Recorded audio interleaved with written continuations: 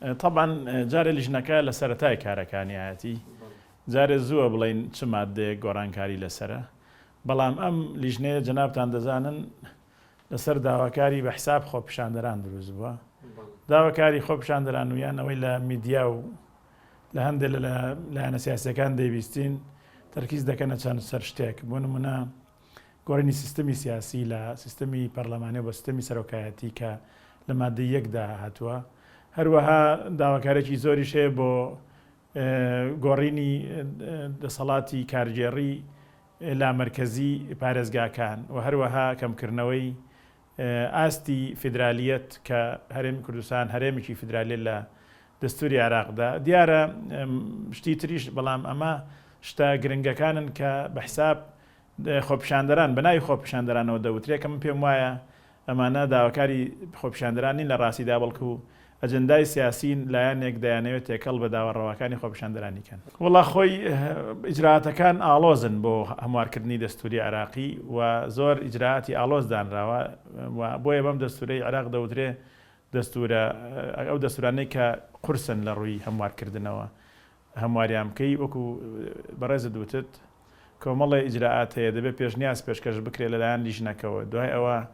پەرلەمان بە نیوزائیدێک دەنجی لەسەر بدا، دوای ئەوە بخرێتە ڕاپرسیەوە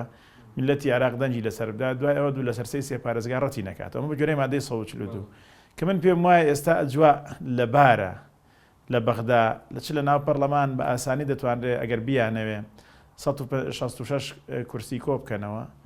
و پێشم وایە بە هەمان شێوە خەڵکیش دەنجی لەسەردا، چونکە ینی وا لە خەڵک گەێنراوەکە ئەساسی نەکبەتیەکان و ئەو هەموو خراپی و باری گوزرانی خراپ و نەبوونی خزمەتگوزاری و گەندەڵی هەیە خداکە دەستورە و خەڵک پێیان وایە خەڵکی عێراقکە ئەگەر بێت و ئەم دەستورە نەمێنێ وەزیان چاک دەبێت، کەمە وانە بەڕاستی ئەو کێشانەی کە هەن هیچیان خەتای دەستور نین. بۆیە من پێم وایە سێ قۆناغە بە ئاسانی تێدە پەڕێ دەبێتەوە سەر ئەوەی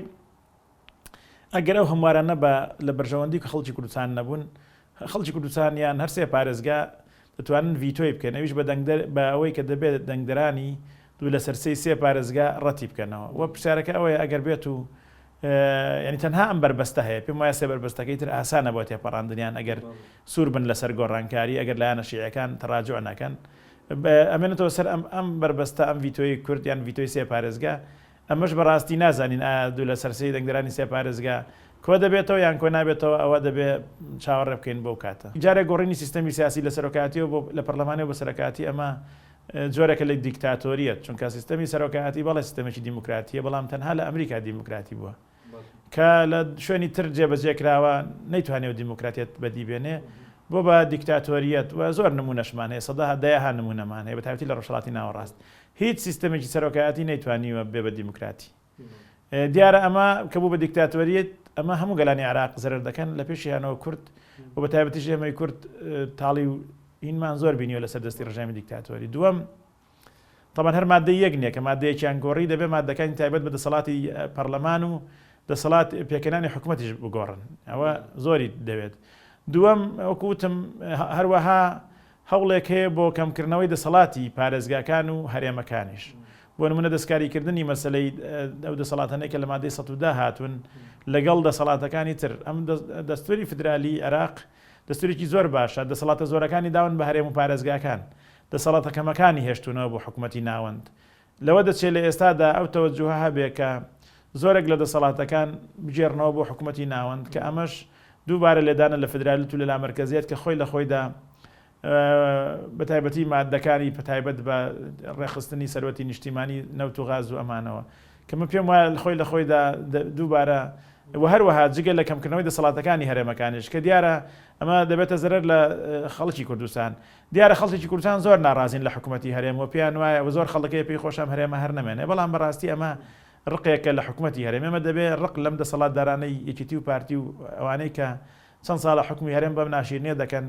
جیاواز بکەین، جیاب بکەینەوە لە هەرێمی کوردستان. هەرێمی کوردستان کیانێکی هەموو کوردە، ئەم دەسەڵاتدارانە چەند تەمەنیان درێژ بێ عمری نوحیشیان هەبێ هەر دەبێ بڕۆن، بەڵام هەرێمی کوردستان نابێ ئێمە بەڕاستی تەڕوشک بێکەوە بسووتێنین، نابێت لە پێناوی ئەوەی کە لەم دەسەڵاتە گەندەڵە ڕزگارمان بێ هەوڵدەین هەرێمیش نەمێنێ. بۆیە دەڵێم خۆی داواکردنەوەی کەمکردنی دەسەڵاتەکانی هەرێمەکان و زیادکردنی حکوومەتی دەسەڵاتی حکوومەتی ناوەند و هەروەها ئەو دەسەڵاتانەی کە پەیوەندن بە دابەشکردنی دەسەڵاتی سامان و دەسەڵات و سامان هەموو ئەوانە هەڕەشەی گۆڕینیان لەسەرە و پێیان وایە ئەوانە دەبێ نەمێنن بۆ ئەوەی هەموو سەرۆتەک و هەموو دەسەڵاتەکان بچنەوە حکوومەتی ناوەند ئەمانی کە لە بەغدا ڕای گشتی وا تەوجیه کراوە وا ئاراستەکراوە ئەمانە هەمووی لە واقعدا مەترسین بۆ سەر هەرێمی کوردستان قوربان زیاتر بەڵێ ئەو هێزە سیاسیە شیعیانەی کە ئێستا ئەوانەی داوای نظامی سەرۆکایی دەکەن ئەگەم لە حەزب کە ئەمانەی خوارەوە نەکەم کەس مالکی داوای کرد دووەم طبعا مالکی لە سەردەمی سەرۆگۆزیرانی خۆیان داوای کرد بۆی دەسەڵاتی زیاتری پێبەخشێ ئێستا هادی عامری داوای دەکات کە پیاوی یەکەمی ئێرانە خەیسەل خەزعەلی داوای دەکات یعنی هێزەکانی فالح فەیاض و ئەبوو مەهدی و ئەوانە یعنی ئەو هێزانە زیاتر داوای دەکەن کە سەر بە ئێرانن و هەروەها ئەو هێزە شیعیانن بۆچی ئەم هێزە شیعیانە داوای دەکەن ئەم هێزە شیعیانە لەبەرەوەی داوا دەکەن ئێستا جاران زۆرینەی خەڵکیان لەگەڵا بێ ئێستا دوای ئەوەی کە دوایان 15 ساڵە خەڵکیان لەگەڵ نەماوە لە ئەنجامی گەندەڵی و نەعەدالەتی خەڵک ڕقی لێیانە خەڵک خواخوایەتی ئەمانە بگۆڕێت ئەمان دەزانن بە سیستەمی دیموکراتی تازە نایبنەوە فلیمیان سوتا و تەواو بۆیە دانەوێت پێش ئەوە سیستەمەکە بگۆڕن بیکەن بە سەرۆکایەتی و لە انتخاباتێکی تەزویر بێت یان انتخاباتێکی ڕووکەشدا بێت زۆرینەیەک بەدەست بێنن بۆ کەسێک بیکەن بە سەر کۆماری تر بیکەن دیکتاتۆریە ئەو کاتە پێویستیان بە دەنگدان نییە لەبەرەوە ئەمە وەکو چۆن دەڵێ پەلەقەژەی ئەخیری ئەو هێزانەیە کە ڕاستە زۆرینەی نوێنەری چینی زۆرینەی عراق دەکەن کە شیعان بەڵام لە ئەنجامی خراپی حکومڕانی دڵی شیعەکەی خۆیان لێ ڕەنجاوە دەزانن بە انتخابات ئاوت دەکرێن ئێستا دەیانێت کە لە دەرگاوە فڕێ ئەدرێن لە پەنجەرەوە بێنەوە لە ڕێی سیستەمی سەرۆکایەتیەوە ئێرانیش طبعا ئێمەش دەزانین سڕاعێک یان ململانەیەکە لە نێوان ئێران و ئەمریکادا لە 2023ەوە تا ئێستا هەر ئەمریکا سڕاعی بردوێتەوە ئێران بردوێتی و عەفو ئێران بۆ چیش بردوێتەوە بۆ دوو هۆکار یەکەم بۆ زیرەکی سیاسەتمەدارانی ئاخوندەکان و مەلاکانی ئێران دووەمیشان بەڕاستی بۆ ئەو ئێران عمقێکی شیعی هەبووە زۆرینەی عراق بەڕاستی گەلی شیعەش و هێزەکانیش بە ئێرانیان ویستوە هێناویانە ئێستا کە لە ئەنجامی ئەو 15 ساڵی حکومڕانی ئەم هێزانەدا کە بە حساب ئێران دامی کردوون خەڵک ڕقی لە هێزە شیعەکانیش و لە ئێرانیشەکە پشتیان دەکرێت ئێستا ئێران ئەمریکا دەیەوێت گێمەکە هەڵگێڕێتەوە ئەم جارە لەو عمقە بدات لەو قوڵاییە ئێرانیە بدات کە ئێستا دەزانێت قوڵایی نەماوە بۆیە ئەمریکا ئەگەر ملاحەزە بکەی دەیەوێت ئەم سیستەمە دیموکراتی بمێنێ هانی خۆپیشاندەران دەدات دژی حکوومەتی عەبدولمەهدی و دژی ئەم سیستەمە بۆ ئەوەی نەک بۆی بیرڕوخێنێ بەڵکو نەک بۆ ئەوەی سیستەم بگۆڕێ بەڵکو بۆی لە ئێران دووریان خاتەوە و ئەگەر ملاحەزە بکەی یەکەم جاریش کەناڵە ئەمریکیەکان حوڕە و BBC ئەوانە ئەوروپیەکان هانی خۆپیشاندەران ئەندا بە باسکردنی خەتە سوورەکانی گەندەڵێتی مەرجعیە و بازرگانی سێکس لە نەجەف و ئەم شتانە طبعا سەر ڕای وروژاندنی گەندەڵی کە خۆی لە خۆیدا لە عراقدا نەخۆشێکی گەورەیە ئێستا کە ئێران بە هەمان شێوە دەزانێت بە دیموکراتی تازە ئەو عمقە شعبیەی نەماوە ئەویش پشتی ئەو هێزانە دەگرێت کە سەر بەون بۆ ئەوەی سیستەمەکە بگۆڕن بە سەرۆکایەتی و کەسێک بێنن بیکەن بە سەرۆک لە انتخاباتێکدا طبعا دیارە